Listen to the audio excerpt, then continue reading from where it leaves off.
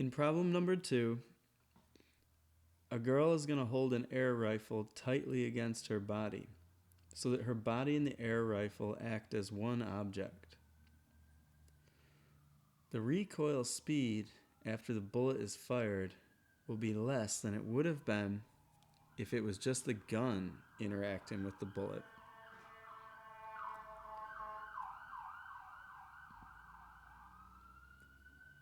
Let's draw the situation.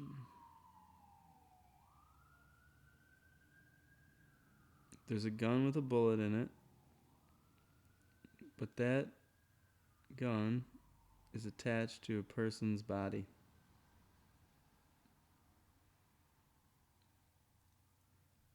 The bullet's going to be fired with a speed of 150 meters per second.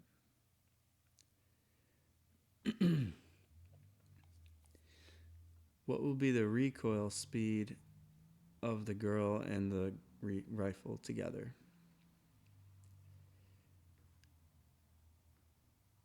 We want to use the same approach as before, setting 0 equal to the sum of the final momentum.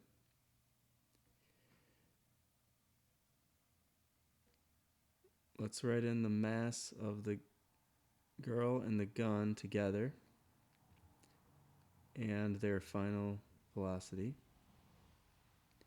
Then we have the mass of the bullet and its final velocity.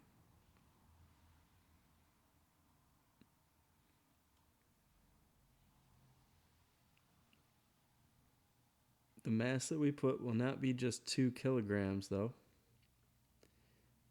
The gun is 2 kilograms, but the girl's 48 kilograms.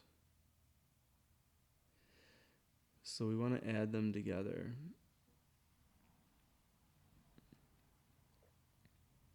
We'll solve for the final velocity of them.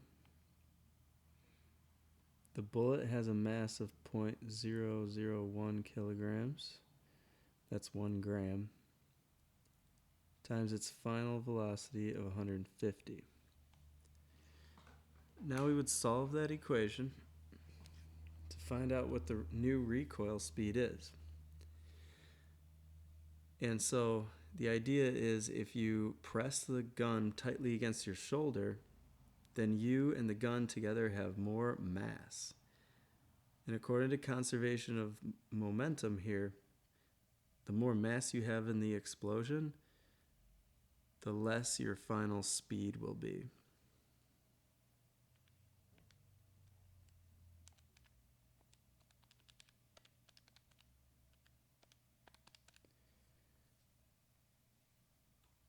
The recoil speed now becomes, instead of negative 0.075, it is now negative 0.003 meters per second, much slower.